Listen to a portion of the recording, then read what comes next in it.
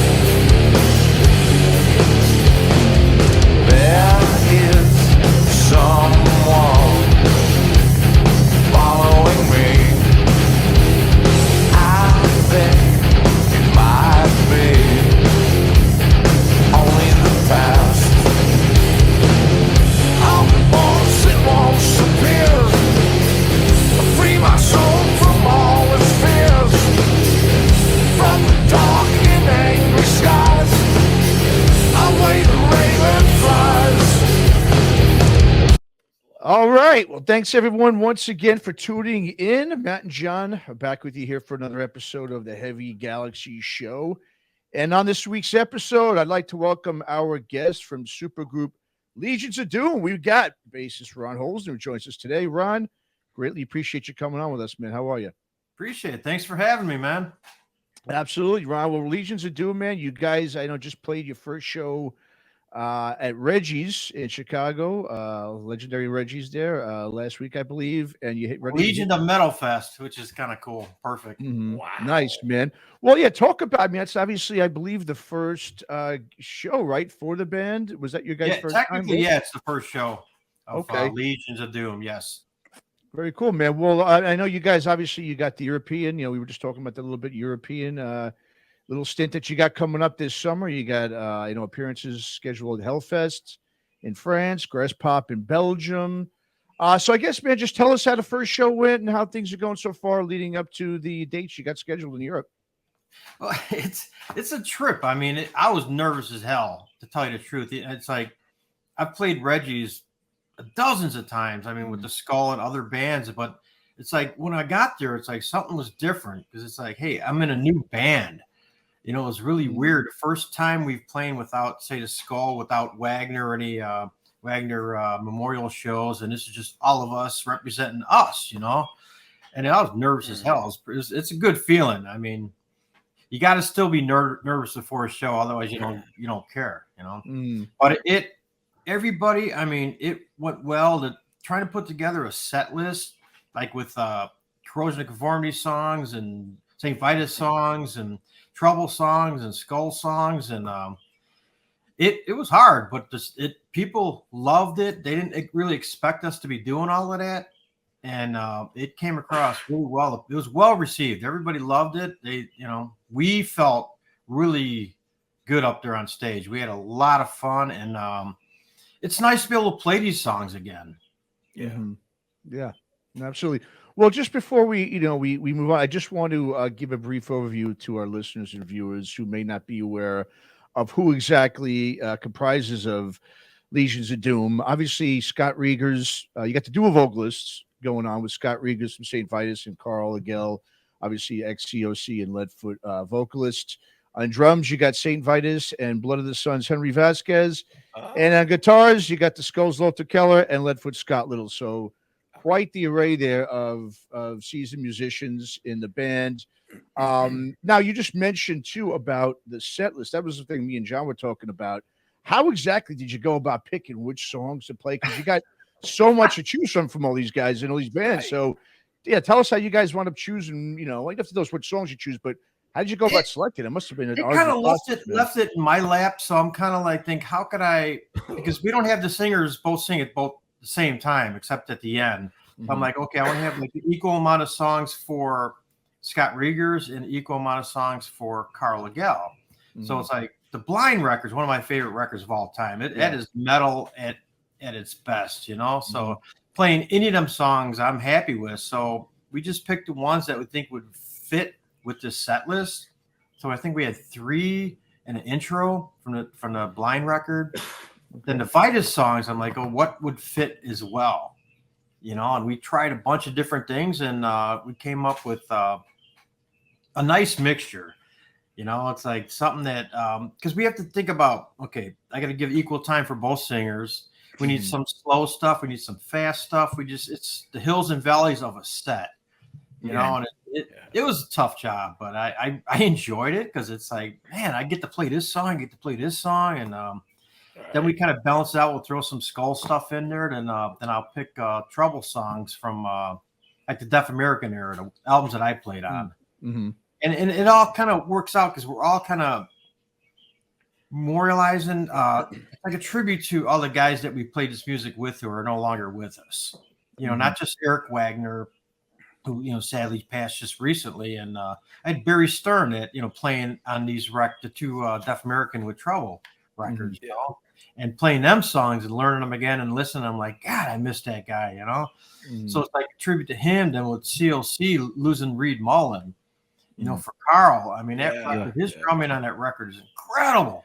Oh, yeah. So we honor him. And we got Armando from St. Vitus, the drummer. And then just recently, Mark Adams passed. Yeah. You know, I mean, last week. And Scott was, it was hard on Scott. So it's like, this is for our brother Mark, you know?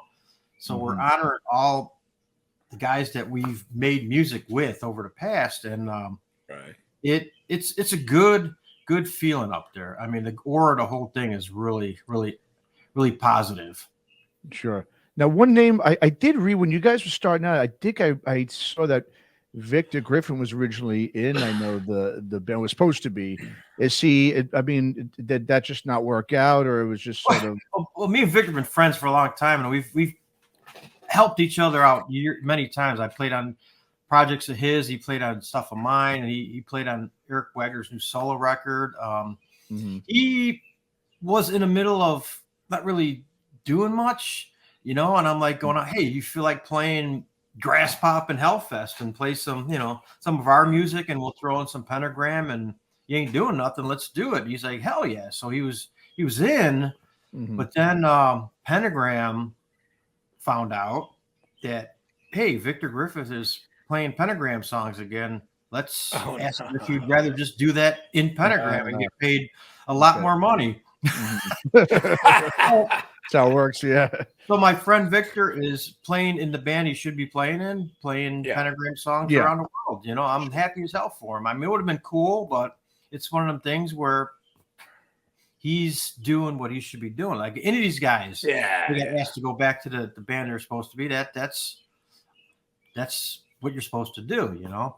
So that's no big deal. I mean, I'm sure he probably will be ending up jamming with us one day, you know? I bet. It's lucky that we got Scott Little from Leadfoot, you know, who played with, you know, Karl and Leadfoot. Yeah. And we actually did the Blind project years ago. I was playing bass with Reed Mullen on drums, with Karl singing, and Scott on guitar. So we played these Blind songs years ago. Oh my God. You know, but I had to go back to Trouble, so I wasn't able to fulfill it, and they actually ended up touring without me, which was a bummer. So I never got the chance to play these songs live, and now I am. So nice. Right. It's fucking cool, you know. So what's the scoop? How long of a set? How many songs? It depends where we're playing, you know. Like when you play festivals, it's kind of limited. I mean, like we played an hour at Reggie's, which I mean we could play 2 hours if they give us the time. And the Hellfest and Grass Pop are 45-minute sets. So it's like, man, I don't know how I'm gonna narrow it down. I was just thinking this morning, like, man, I gotta trim some of this and trim some of this, and then we got a couple headline shows in the Wiesbaden, Germany, and Eindhoven, Holland. So we'll be playing a little bit more. We're gonna add like Leadfoot did a cover of Thin Lizzy, Gonna Creep Up on You.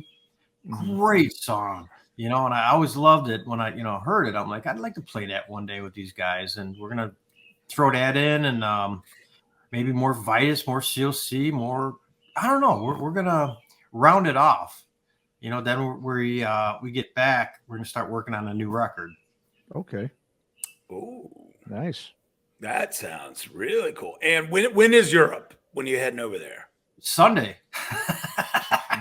No time soon. We're getting close, Wow. man. That's why I've been up since this morning, going over money and going over Yeah. advancing these shows and getting the driver, knowing where we're going and hotels. It's been a long, like I said, it's been a long day. I've been up for probably 10 hours doing shit already. damn. Setting up Happily and go, hey, I'm okay. You got to set up. You got to set up the weed connections. Yeah, I don't smoke anymore, but guitar players gotta function. You know? Everybody in your happy frame of mind, and that everything works smoothly. Oh, that's pretty wild. You got 3/5 of the Skull. When I saw the Skull, I actually had you as part of Vegas Rock Revolution show in Vegas at Council Am. And so I met Henry, and I know Lothar, a great guy. I tell you, that's an interesting night that night. We talked a little bit offline beforehand. Great show, like it's just amazing. Too much whiskey that night. Some of us got a little too frisky. I was wondering if you remember that. I do. Oh my God! Remember I had to take care. I had to do damage control that night. Leah Burlington was our photographer, helping take care of things. A friend of mine. She's a sweetheart. Yeah, she was amazing. And very patient with us. Yeah, which is rare. But I think she was scared of a couple of you guys. So like probably Henry. But I'll never forget when we were in that. We were back in the green room. Pictures on. There's a picture of me with the band and another dude. Oh yeah. And two pictures, but one of Eric looking at me like, "What the fuck is he doing here?" The look he is giving me, it's priceless. He's just looking at me. But I mean, the tension, you could cut it with a knife. Well, it's just between Henry and Rob. Henry and the drunken Rob were about to get into a fight right off the stage. It was pretty funny. I'm like, this ought to be interesting, and then I diffused it. Then Henry drank a bunch of whiskey, and it came back, and it's like, hey, let's do band photos. And I'm like, oh no. Everything's fine. Nobody got in fight. No, not it worked out well. It was we got to say hi to Vinny that night. He was there. Yeah, three people. I got to see him. He died like 3 days later. Man, it was a shame. I know. It was like he was such a staple of the scene, and when he showed up at 2 of my shows towards the end, and that's when I was like, oh, I felt like I made it something extra. When Vinny decides to show up at one of your shows, because there's shows everywhere all the time. And that was a big night. And I think back to that night, and God, at least 3 people I know have all passed away that were there just that night 4 years ago, whatever, 5 years ago. Well, it's good to see you. I mean, we did 2 Pantera. Dave Sherman and Earthride. Oh, yeah, we got to know Vinny very well, touring with Pantera with Trouble. So it was good to see him. Wait a minute. You toured with Pantera. Okay. I didn't know all Trouble did. We did 2 tours. Oh, yeah, I knew them guys real well. That, dude, talk to us about that. The Dimebag stories. Holy Toledo, man.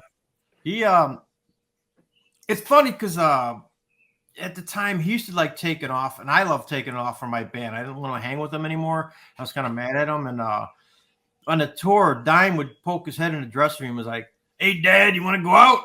I'm like, "Yeah, okay." At different times he'd poke his head, "Dad, you ready?" I'm like, "Yeah." I'd always pack a bag just in case. Then also me and him would run out the door and there'd be a limo waiting. I'm like, "Oh no!" And he'd plan adventures for us, whatever city we're in. I'm like, "What are we gonna get into now?" And it was amazing. I mean, like New York, like Manhattan, New York, we took off and we were just driving around and ended up pulling over to Jazz Club. It was right around the corner from Letterman, where Letterman is his theater, or whatever. It was a small little jazz club. We walked in and actually sat in with a jazz band. Oh, wow. It was really, really cool. Nice. Everybody's like, what the hell? These 2 heavy metal guys. And or we'd go like other nights, we'd go to strip joints or Hooters, and we were somewhere in the Midwest, and it was snow everywhere. We kept throwing 20s at the limo driver, doing donuts in the parking lot. The strip. Before we got in, I'm like, dude, Wow. He was the most fun-loving dude you ever meet in your life. He was like a living cartoon character. He knew how to live large, and he was fun to be around. And he left us too soon, man. Oh my God. One of the biggest tragedies. Yeah, absolutely. When you think about that whole thing is so fucking infuriating and insane, all wrapped up into one. It's just rock and roll is just such a strange history when you go back all these different things over time, from Hendrix to Morrison to Janis to whatever. Now then next thing you know, someone's getting shot on stage. It's just it's insane. And and a legend. Everyone revered this guy like no tomorrow, which has made it interesting. That Pantera back on tour. Yeah, we're playing with him at Hellfest. Yeah, we play with him at Hellfest. It's going to be cool to see him again. Interesting. And Phil and Rex still pretty good, or not? Not so much over the years, because everybody kind of drifted off, But we're brothers, and we see each other. Going to be hugging and kissing and loving on each other, just like it was back in the day. So it's going to be good. Wow, that's going to be really good to see him there. I mean, like long lost brothers. It's going to be cool. And Zach ripping it up on guitar instead, and that's Zach cool. too, man. He's awesome. Known him a long time as well. Why am I forgetting who's on drums? Charlie. Oh, Benanti from Anthrax. Hey, that great drummer from Anthrax. Hey, the guy from Anthrax, one of those Italian guys over there. Yeah. He lives in the suburbs of Chicago, so I see him a lot. What? Oh wow. Yeah. Doesn't he have a really hot girlfriend? It's the Butcher Baby. I hope so. Yeah, that's it. Not Heidi, the other Butcher Baby. Yeah, I just read that. Yeah, Butcher Babies. Butcher Baby, Ronnie. Ooh. Now, I mentioned briefly about Earthride, and that must have been an interesting tour as well. And God, I never knew Dave. I didn't know Dave Sherman until soundcheck that night. And I feel like I was his best friend by the other night. I mean, that's how he is. Warm soul. Wow. He's one of the people you just meet the first time, and it's a lifelong friend. I've known him for a long, long time. I mean, goodness, seen him bumping into him all over the world. He was another kind, special soul that we lost too soon.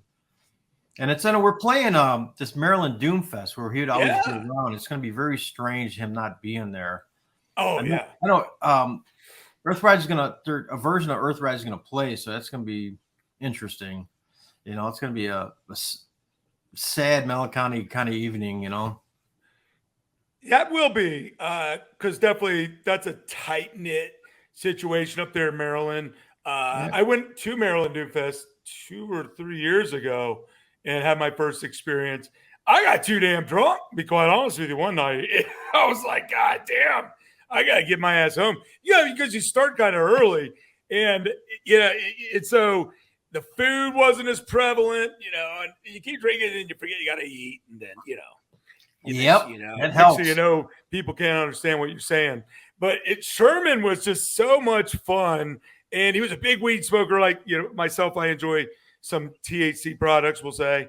And I just think back, and it was just such a cool night. I have a lot of videos and pictures still to this day. At some point, I'll just put them back out there. And Ronnie, you're looking beefcake in some of these pictures, man.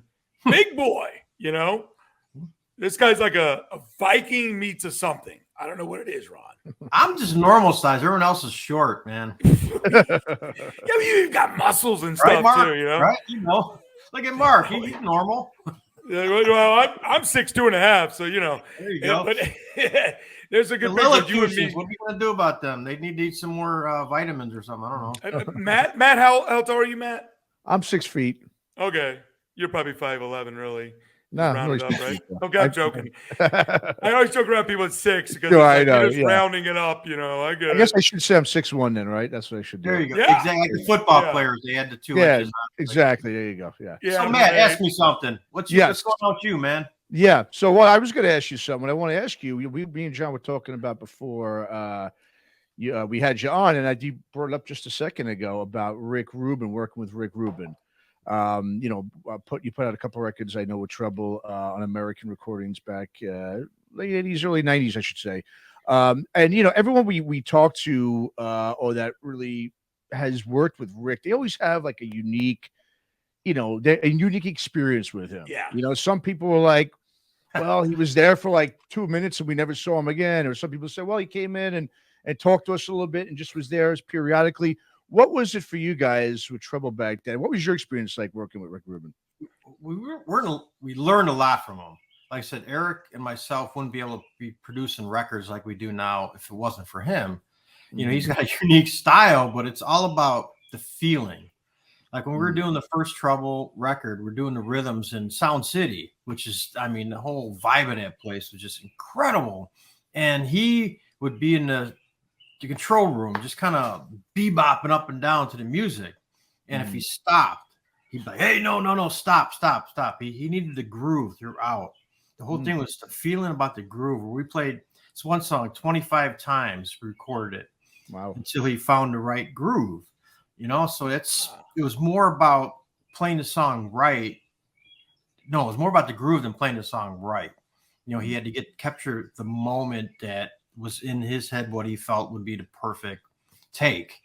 We learned that, and he was there for the whole thing. It's like we weren't around for the mix, we weren't allowed, but the recording, he was there for most of it. He doesn't do like the overdubs and all that, the sounds and all that shit, the miking, but the important part, the meat of it, he was there. And then the second record, he wasn't around as much. That was a little different because he was a little bit bigger and got too much more stuff going on. And I think our egos were running wild and we felt we could do the record better without him. So he wanted to hear all the songs. We played all the songs. We intentionally played them like shit and fucked them all up. And he said, as soon as you guys are ready to record a record, give me a call. And we wanted to start recording the record without him. And he got pissed and then came in and corrected us and fixed what we probably, it would have been a disaster. I think he fixed the situation. But no, he was real easy to work with. He mixing, he's got his hearing, I think, is really damaged because like playbacks, you would play louder than fucking hell, the giant speakers, and it's just like deafening. So I think the high end was kind of blown out of his ears. So that's why he kind of, you hear all the Rubin records, that's the high end is always pushed up. But he just was a strange character. And it's like, that's a while ago, just trying to think of some of the weird stories with him. I'm sure it might pop in my head. Probably tonight in the middle of the night, I'm like, oh, man. Did you go to his mansion? With us, it was very new. Deaf American was fairly new when we were on there. And it was funny because he, when he was the Good Story, when he was recorded, he was spending time with us. And we said, well, I got my new guy who, like the protege, the young guy he's training. I got him working on some hick band from Atlanta. I'm gonna be working with you guys, and end up that hick band from Atlanta was the Black Crowes. Black Crowes, yeah. The record started selling. Also, he put the brakes on and remixed some stuff, threw some horns on it, and put executive producer on it. It was pretty funny. Oh yeah. We used to call him the Rube. He was just like essence. You just like float in like an apparition, and there he was. Yeah. Well, I know he's come out and he said that he doesn't really know much about music. And this is like recently, I think I read some interview. He was saying that I don't really know a lot about music. It's just like you were kind of alluding to. It was more about he just kind of sits there and meditates and more goes for what he's feeling or tries to. You said all right? About feeling. Yeah. Okay. Yeah. Definitely. It's like with any music, it's simple. It's been since the early times when people dance to music. If you can't tap your foot to it, you can't move to it, it's not going to be good. I mean, you need to be able to like headbang or tap your foot, dance. Yeah. You need that for the human condition to accept it and overall, make everybody happy with your music. That's just, he has the key to it. He knows, man. Yeah. Did you no. get to go to his mansion? No. Wagner did. I'm not wasn't into that. You know, I was always in the back room doing coke with all the celebrities, not going to their house. Oh, okay. The I mean, rainbow it's- and shit like that. I got a lot of stories. I'll get a lot of people in trouble. I can't put shit in the book. Kind of like with Geezer Butler's new book, saying all the stuff they made him take out. It's pretty funny. I can imagine. Yeah. No doubt.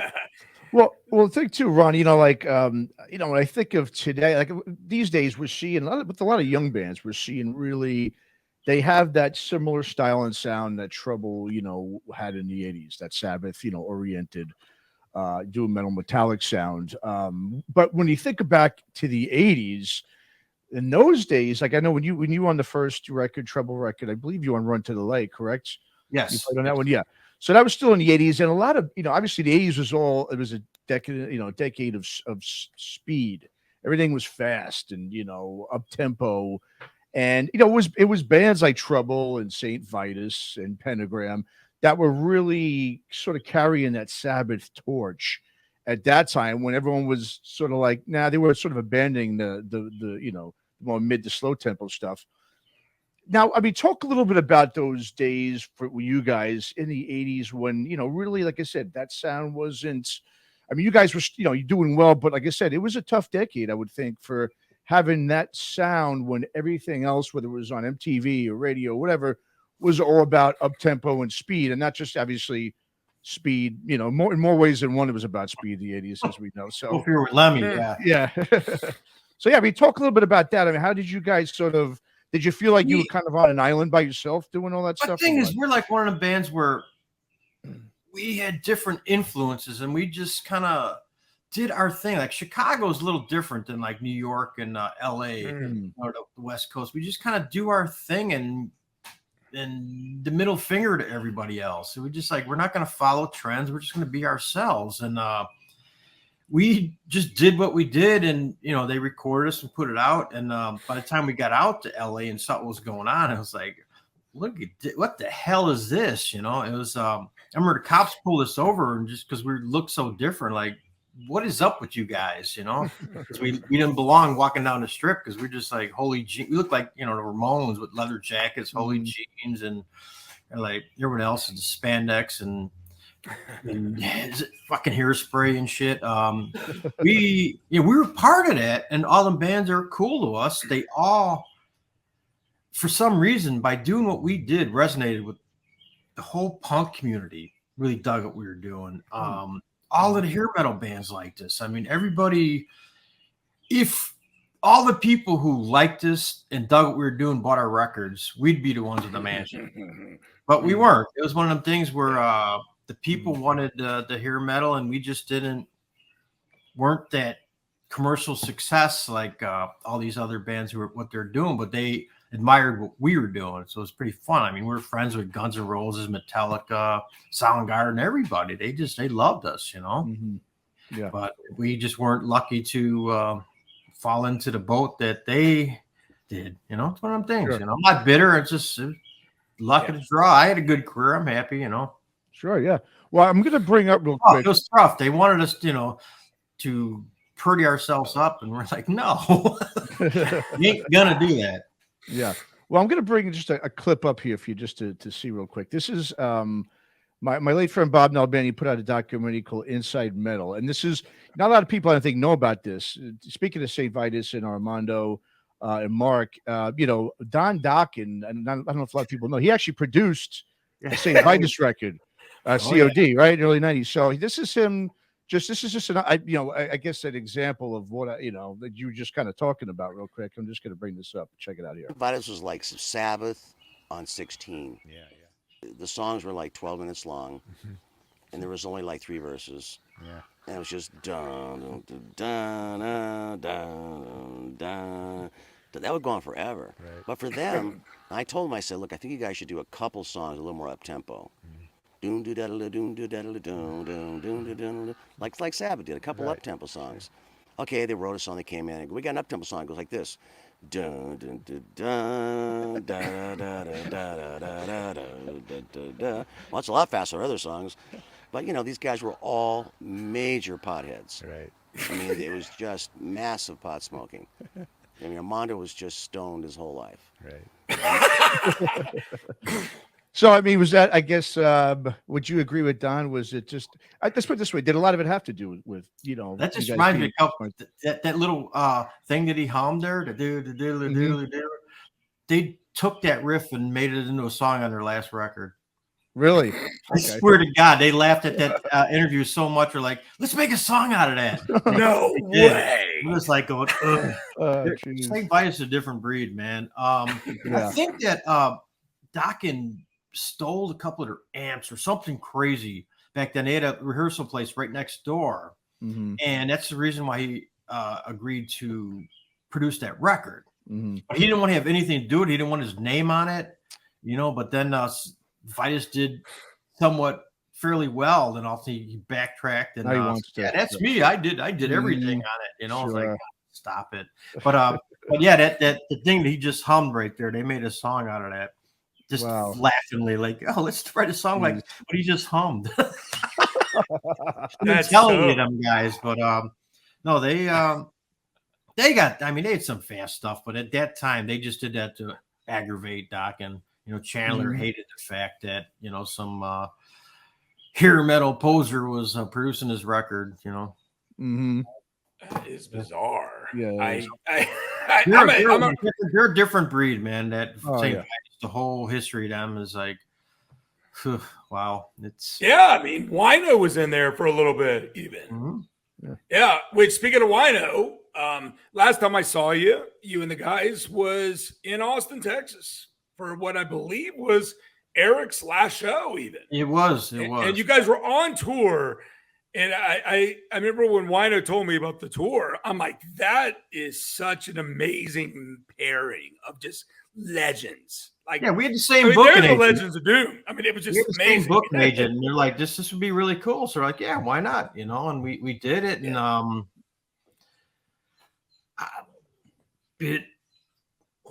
that was our last show, and the next day was a day off, and Eric's like, I don't feel well, and that was the tour continued to the east, I think going to New Orleans and I think Atlanta or something like that. He's like, dude, I'm not gonna make it under that, we need to cancel a couple shows. I'm like, well, we're not gonna drive to Raleigh from Texas, so we just, because he was sick, we didn't know how bad it was gonna get,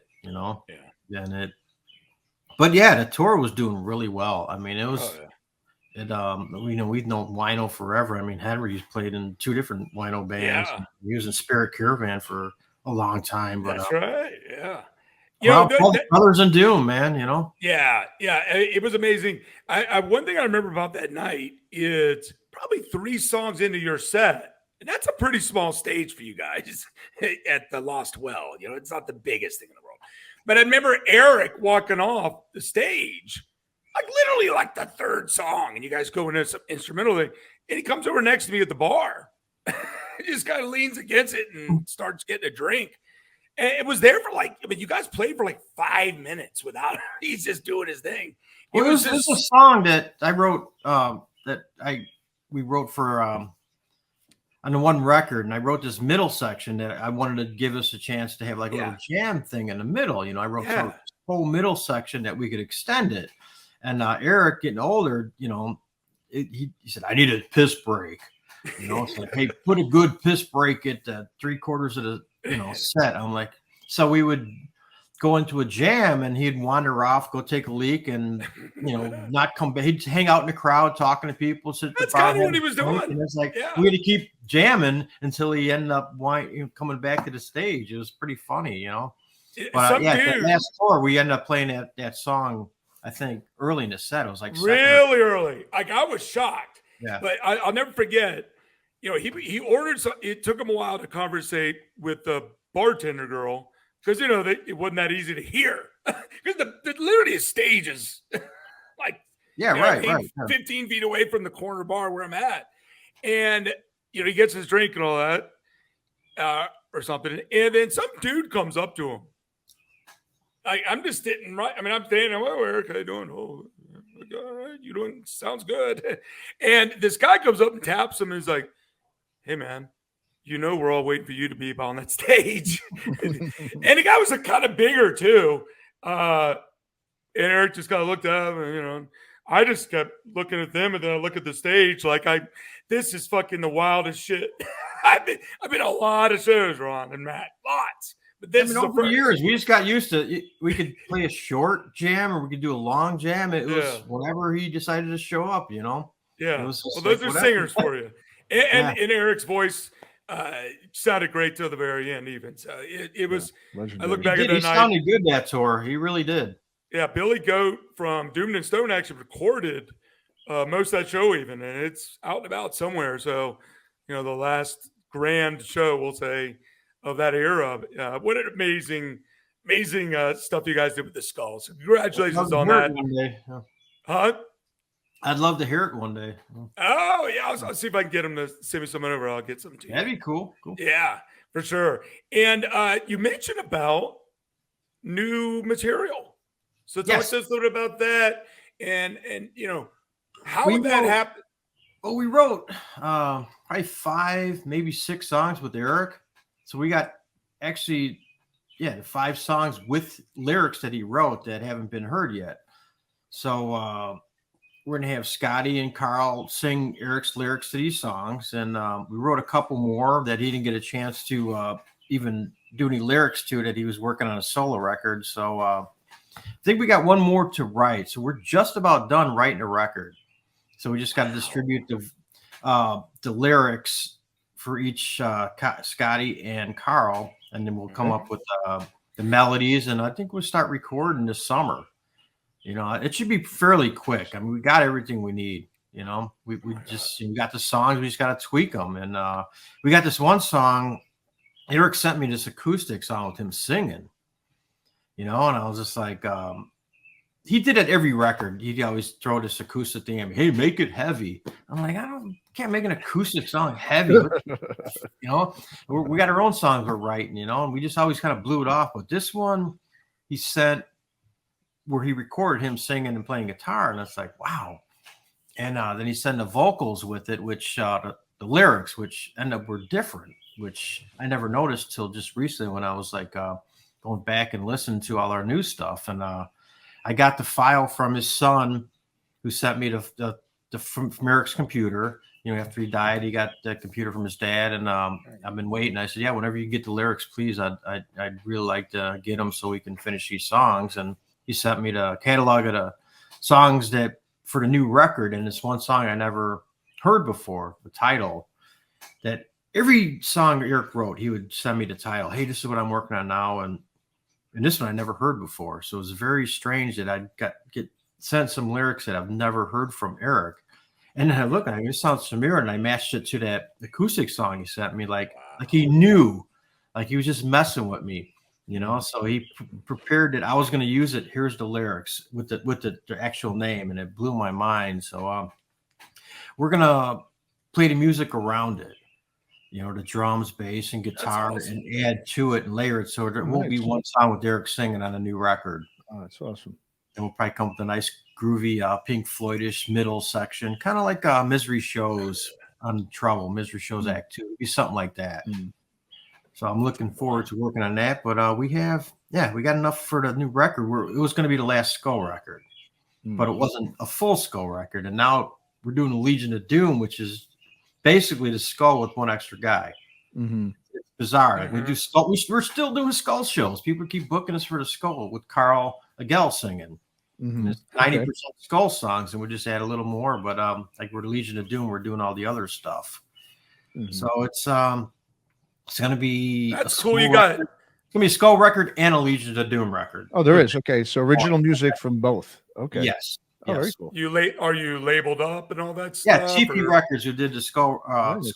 We're still with them. It's family, so we're sticking. Kenny's a great guy. Yeah. Yeah. Now I'm going to do a flash for the past of an album you're involved with, Earth and Grave. Yeah. What? Talk to us about this. Wonderful, wonderful stuff. I actually, it was a time when I was retired. I was just fed up with the whole industry, the business, and all that stuff. And this local DJ, Scott Davidson, who Rebel Radio here in Chicago, actually plays drums. I've known him forever as well. Him and his guitar player came up and said, hey, let's start a doom band.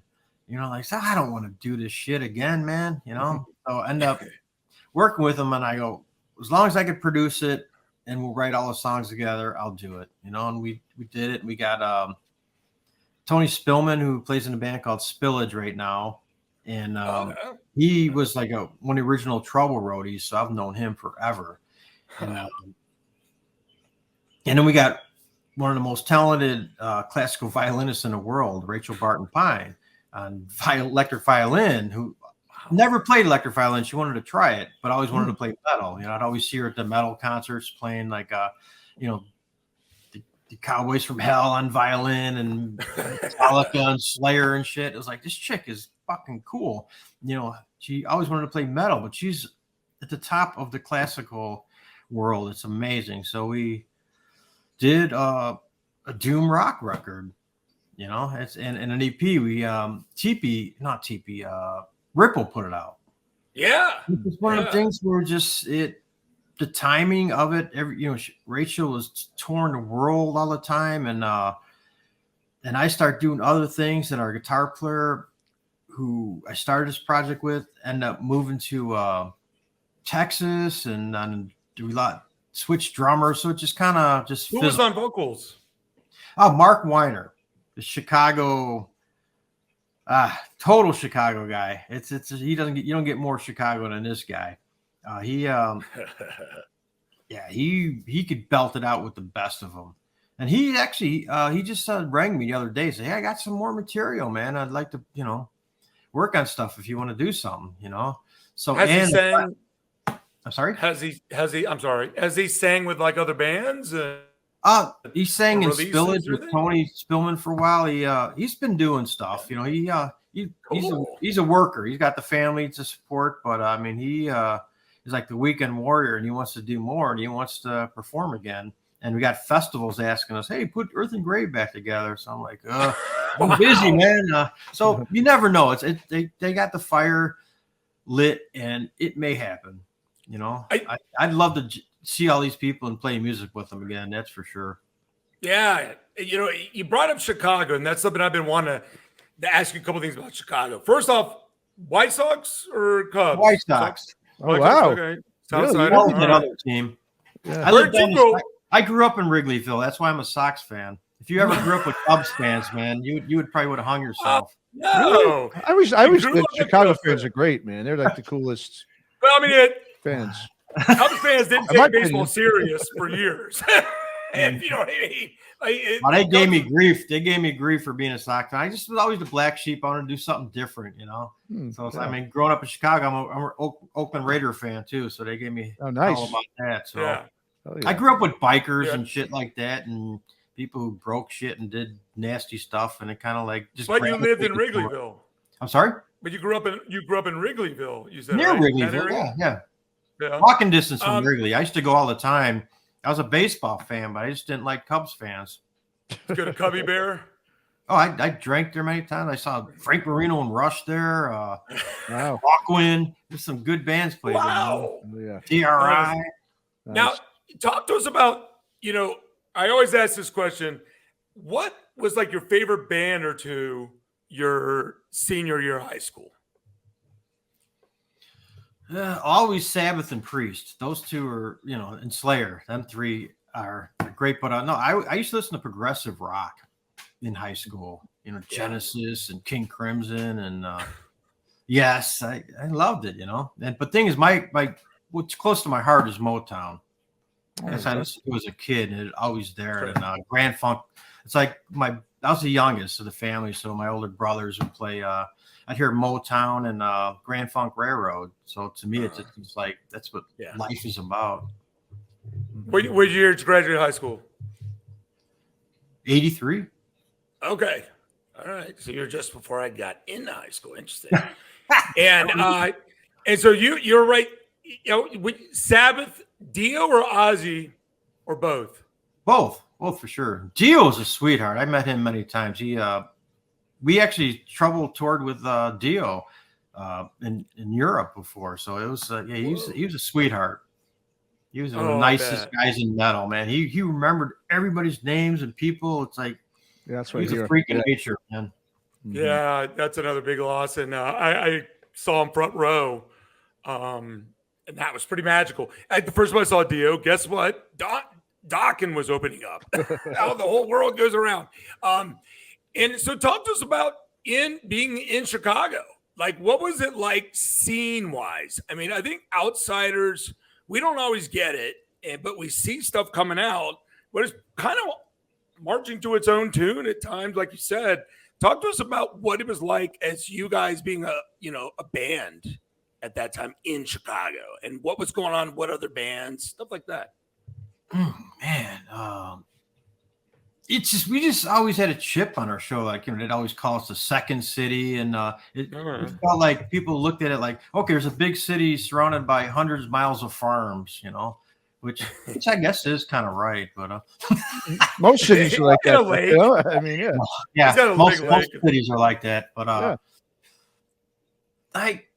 I mean, Styx and Ario were pretty big here at the time. They were playing like the high schools and the smaller clubs, and Cheap Trick. I mean, there was a lot of bands from this area that got pretty big. I mean, Kansas would always come up here, and like in the 70s and 80s, and we had this. It was a definite place for every band to play.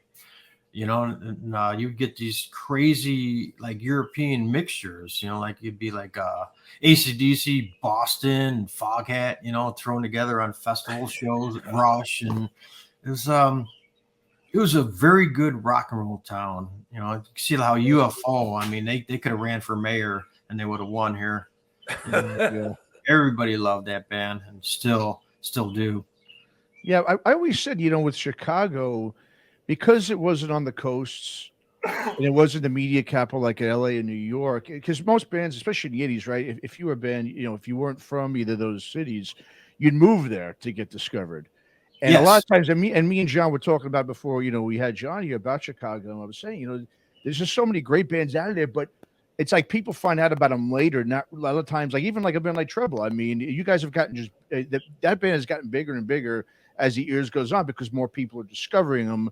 Right. Where back then it was just, just Midwest bands in general, I think a lot of times always got overlooked because they weren't in those media capitals where everybody was moving to get signed by those labels, and I think that was just unfortunately a disadvantage for Chicago because you're saying it is such a great rock town. I've been there. It's one of my favorite cities, Chicago. And it's just, it bleeds rock and roll. And I think a lot of people don't know that, I think they're just not aware of that, I mean, a lot of the blue collar cities, Cleveland and all of that, when the industry was going, it was Detroit. I mean, the places to play in the 70s and 80s. And then when the industry started dying out, the money did too. And it kind of, Chicago kept its own. I mean, we're a lot bigger than all them other cities. So it's a must stop for all bands. And we're just love to lose our minds for anything. Our sports teams have always been bad, or they were. So it's okay to celebrate something, Well, Bulls certainly made up for things. Everybody, I mean, the Bears, they won one finally in the 80s, and everybody won. The Sox won, and which was great because all the Cubs fans were pissed. They beat them. And they luckily won, and it just kind of evened out. And it's so I had no idea REO Speedwagon. Yeah, they're from Southern Illinois. They're from, I think, from Champaign, Illinois. Oh, down there at U of I. Okay. Yeah, exactly. Interesting. Cheap Trick's Rockford, right? Yeah, Rockford. Okay. Yeah. And then Ministry is Chicago, I believe, right? Yeah, right. Yeah. Yep. And at that, and I think that it's interesting is it feels like there's an industrial kind of vibe on some Chicago has a little bit of an influence on that, obviously, with Ministry being one of the biggest. Did you ever get into that scene and check that stuff out as well? You're more metal and rock? Well, Al was a drunken idiot. I mean, he threw one beer bottle, almost hit me because he was throwing a fit, and I almost beat the fuck out of him. And after because you're a lot bigger really got than him. Along, and it's like You know, the chicks with shit in their face is kind of cute, but he just looks like he fell on a flight of stairs. It's kind of just go away. I didn't know he was going to get this. Never really into heroin and the whole thing. It's like that music, and I know people who played with them, and I just never into it. You know, Yeah. I got into metal. I mean, real metal. That was just I wasn't into that. No. What did you think when thrash first started really kicking in? Thrash? Yeah. Oh God, I love it. High school. It's like my buddy when he played me Except when he played Fast as a Shark. Fast as a Shark. I was like, what is this? You know, because we didn't know we had we were all listening to AC/DC and Motorhead, and Motorhead was the fastest thing around. And we heard Fast as a Shark, we're like, wow. Then he's like, well, this band Raven is playing at Metro, and band Metallica's opening. None of us knew where Metallica was, and let's see Raven, and Metallica played, and it was just like, wow. Step back, and it's like we saw the future in front of us right then and there. It was like bluntly in our face. It was like, this is what is happening, and this is incredible. It was really mind blowing seeing them that first tour, the Kill 'Em All tour. Goodness. Yeah, wow. Legendary tour, yeah. Absolutely. Then everybody wanted to play like that, and it's just then we got a lot of thrash bands in Chicago. It was a really good thrash punk scene. Yeah. I just saw there's a festival in Chicago called Cultivate, and it's like a marijuana themed festival. I just saw this stuff, and the lineup is massive. So obviously they got a lot of full throttle sponsorships going on this thing, but I mean, it's like a massive lineup of rock, metal, a little bit of punk, reggae. Hell, I think they got some rap and hip hop mixed in there as well. But like Graveyard's coming over from Sweden and all kinds of stuff. And it's like a 3-day set in Chicago. It's called Cultivate. Never free ever. I know. I never heard of it until yesterday. Okay. And then Brant Bjorn's you got a day head start on me. That's good. Yeah. Wow. So I mean, I'm glad I could inform you of something here. But it really, really fascinating concept, and I think it's like in the city too. It's a place called the Nursery. There's a lot of festivals and parks and shit here now. It's really cool. I mean, so many bands are playing. Like we got a street fair like 4 blocks from my house where X is gonna be playing this summer. I'm like, whoa, wow, he's still around, huh? Wow. Yeah, wow. I mean, just stuff like that. So there's a lot going on here. I mean, Lollapalooza every year, which now is just for the kids, but it's huge. I mean, instead of touring, they just have this giant 4-day fest in Chicago. Yeah, let's make it easier. And Riot Fest, they have the thing here every year, and it's huge. So it's easier to tour from touring around the states. Just pick a central location and just play. It's like Europe, the same thing. You're playing the festivals and touring. It's just really hard to do. Well, yeah, as you're getting older, it's difficult too, obviously. Well, not just financially. Bands financially, that's true. You're right. Yes, that's right. Logistics. I'm older. What else are we going to do, That's true. Yeah. Good point. Well, Ron, so I did see Legions of Doom. I believe I did read that you guys are going to also line up some more dates than what you already have going on right now. Is that correct? Atlanta in November. There's a festival in Atlanta that is going to be pretty damn cool. Mm-hmm. And that's the Mass Destruction Fest. Yes, Mass Destruction. Thank you. I should have had it in front of me, but since I'm looking at the computer, I can't do it. Oh, there we go. Okay, it's right there. We got it right there for you. There we go. Don't miss it. Yeah. So I mean, so you said you got the new records lined up now for both bands. So I mean, are you gonna? Is it gonna be going forward? Are both bands gonna exist, or is Legions of Doom more of a celebratory thing, and you're gonna keep the Skull going? I mean, do you even have any idea what's going on? You're just gonna kind of take it as how it, basically, I guess how it comes. I never know what's going on. I just kind of fly by the seat of my pants. But no. We're definitely, both bands are gonna exist because demand is there. I thought the Skull was over, but people still want to hear it, and they want to hear them songs. And Lothar and I wrote some cool, heavy songs, but Karl singing them, it's pretty cool, and people want to hear it. So we're gonna do both bands until they don't want to hear us anymore. Very Then cool. I'll go raise goats and chickens and shit like that. Awesome, man. Well, Ron, so where should we now send the listeners and viewers to just keep up with Legions of Doom, the Skull, and just everything you got going on? What's the best place for everyone to keep up, or to buy some merch and all that good stuff? Too? The Facebook thing is probably the best one. The Skull and the Legions of Doom.